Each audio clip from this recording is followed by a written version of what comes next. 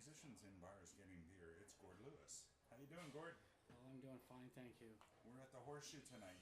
40 years since the last Pogo. Yeah, 40 years. And you've got some news. You've got something going with Warner. Yeah, they're releasing a double album, compilation album of stuff, all our music over the last 40 years. That's awesome. It's all archival stuff, and it's a bunch of stuff that you can't get on. That's not released. It's on albums that aren't available anymore. Oh, is that right? Yeah, like Tornado. Tell us about the history of the band. I mean, you've been with Steve right from the beginning? Yeah. And a couple of new members working with you now. Yeah, a couple of new members, yeah. Dave and Gene. Dave and Gene, yeah. How long have you and Stevie been together? Well, 41 years. Is that right? Yeah.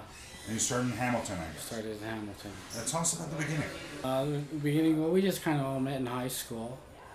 And we all had long hair and a little different looking, and we just got to know each other, and we decided to start a band, yeah. And what was the influence? I mean, were you into Eddie Cochran and things like that back in school, or was no, that not yet. No, later? more like New York Dolls and Iggy and the Stooges. Very punky. Yeah. Yeah, it was the punk era that inspired you. Yeah, the early '70s music, David Bowie. How do you define the teenage head, really? Well, we had a friend who introduced us to like Eddie Cochran and Gene Vincent and that. We were going to go play this country bar, and we were afraid we were going to get our heads kicked in. Because of the punkiness? Yeah. Oh, I see. So we had to, so he just brought these albums like Gene Vincent, Eddie Cochran, and said, hey, listen to these, try some of these songs. They're not country, but they're not punk, like they're kind of rock and roll. So that's how we introduced it into the scheme of things, yeah. And when was that? That was like 40-some years ago? Yeah, that'd be late 70s. Do you remember where this place was? Oh yeah. It's on the corner of King and Lock Street. Wow. In Hamilton. Wow, no kidding. And so the band at that time, was that the original 4 members? Yeah, it was. Yeah. So Frankie and Nick were still with Oh you? yeah, we had started the band and we were practicing and stuff. And so do you want to talk a bit about Frankie? What he meant to you and everything? Oh, he's just a really good guy. He had a big heart and very creative person. He still had a lot more to give, that was for sure. And, were you best friends outside of the band as well? Yeah, pretty well, yeah. That's 8 years ago. Yeah, 8 years ago. And so Dave has been one of your singers, and you've also worked with someone else. Yeah, Pete McCauley. This is kind of permanent right now. Okay. Yeah. I mean, you've got great guitars, a great style of playing. Is there any guitar that you're married to more? Well, I just play the 2 mostly. It's a Les Paul Special, and the other one's a Les Paul Junior. And the one I'm using tonight is the Junior. Right. And what inspires your gear then? Is it to get the old sound, or? They're just old guitars that I bought. Right on. Just love them. Yeah. How's it going? Have you enjoyed your time with the band now? It's been terrific. It's been just like yesterday, but better. You guys want to talk about a funny story from the road lately? Or? Lately? Oh God, it's always fun. It's always a lot of fun, and we got a great crew with Gene and Steve, and there's not particularly one story, but we just having a lot of fun. That's the real truth of it all. We had a lot of fun last week, and we were in. I don't know when this video could be aired, but our last bunch of shows, Owen Sound was great, and Havelock was really good. And what's your connection with the Tiger Cats? Is it just because you're from the same town? Oh, we're fans. You're big fans? Yeah. Well, we grew up with the Tiger Cats. That was, we were lucky. We were in before the NFL ruled the world, and so CFL was more important to us than NFL. And I think younger people now, the NFL is more important. But I think in our generation, CFL was a really serious, and Tiger Cats were our hometown. And we got to play there. That's a nice story. We get to play there, Gordie and I, with the Teenage Head, with the Billy Talent. Right. And Danko Jones. Right, yeah. That must have been a big show. Yeah, it was, yeah. And was that your biggest show of recent history? Of recent, yeah. And what do you say was your biggest show of all time? I guess the Heat Wave concert. Yeah, I was going to say Heat Wave would be. I don't know how many people were there, but it was probably the biggest. A lot of people. Do you want to take us back to that night at Ontario Place? Well, Ontario Place, Yeah. that was just, it was a free show. And I guess what the security they didn't have enough security to hold back on how many people were coming. I guess they underestimated how many people were going to be at the show. Like we were surprised there were that many people. So they just kept on coming and coming until then they had to close the gates. And then the people started to break down the gates. Wow. Yeah, there's just too many people. They just underestimated how many people were going to come. That place only held a couple of thousand back in those days. I don't remember. Yeah, it wasn't. Yeah. That's amazing that you attract so many fans from all over the GTA. But Yeah. you've also gone down to the U.S. Yeah. And what was that like? You know, when they made you change your name, in fact, to Heads, and like, was that totally against your will? Yeah, what was that like? That was against. We didn't want to do that. And do you feel that you penetrated the States well enough with No, we didn't know. with the campaign? What could have been done differently? Like, what's the States missing? Because we love you here. You know, what are they missing?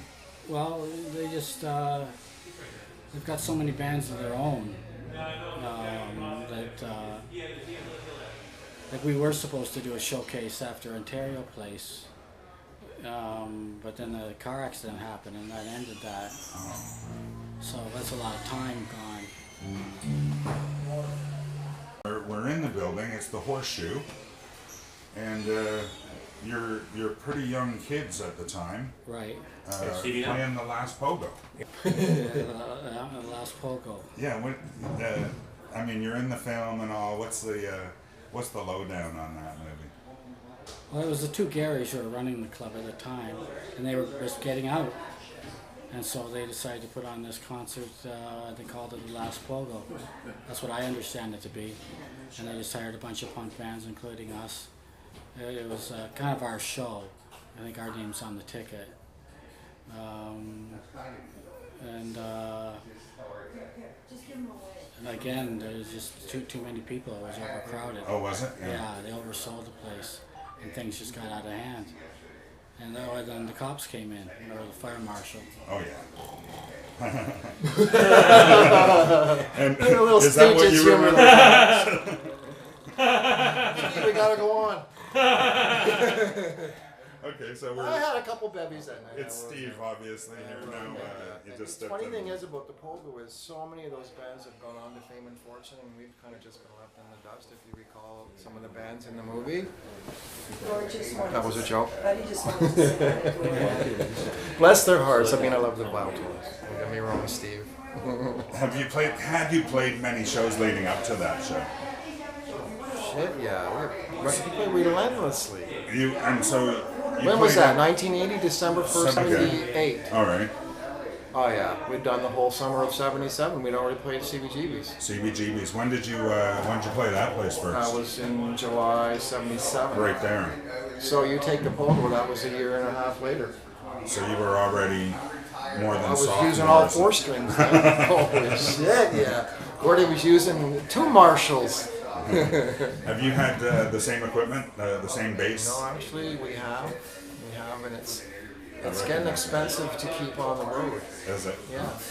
Amazing. Because it's tubes, and they don't last forever.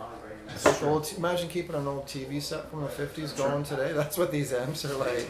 But it's worth it. They sound right. Great. They really do. And do you want to tell us any funny stories from the old days? None really come to mind other than just all those bands that were on the Pogo have, gone on to fame and fortune, left us in the dust. You guys are still going strong. Fuck the rest, I say. Thank you, Billy. And Head's the best. I just have to finish that because that's a quote. And so, here, Dave just sidled in. Dave, tell us about... Taxi cab driver. Oh, Hey, Tony's come on in. here. Hey, Tony. He's our drummer. Gene, yes, Gene Champagne. Hi. How are you? Good, thanks. Welcome to Musicians and Bars Getting Beer. We're in the green room. What do you want to say about the band? How's it been? It's been great. I've been a fan since I've been younger, so it's kind of a dream come true to play with the guys. That's great. How long have you been playing with them? I don't know. How long? Since last September. Last September? Yeah. Yes. I talked to Gordie. You guys went to high school together. Yeah, all of us, Westfield. Oh, all of you? Yeah. Wow. So tell us about coming out of high school with a band like this.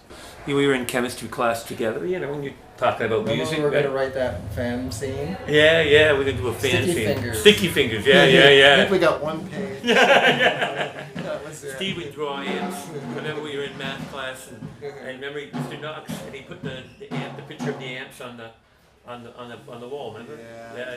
Very One good of the, amps. Not much math, but great amps. One of the experiments in chemistry class was to set up a little still and get the alcohol coming off Awesome. that last drip, right? Yeah. And I remember you had to bring old raisins and peaches to make your brew. And I remember Mr. Kenlock came and tested everybody's brew. Yeah, Came along and took a little drip on his finger and go, Yeah. that's not bad. Not bad at all. Catching a buzz after 25 Yeah. students. Yeah. I somehow failed chemistry every year. Same here. We both I don't know what failed. happened. We were partners and we both failed. I mean, I know all the chemical science. I don't know if you're going to be able Gold to. is AU. Honey, I'm leaving. You said that for the last hour, honey.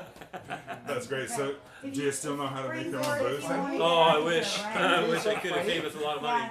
Right now, Teenage Head as a group is growing. I'd say that it's respecting the tradition that it's always come from. Because this new record is about the tradition of the band.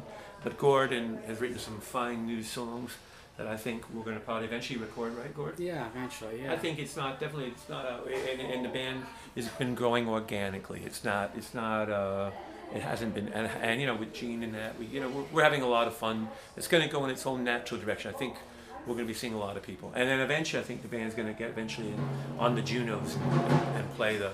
That sounds good. I think it's about time the band gets on the Junos. That's how I would just say a goal.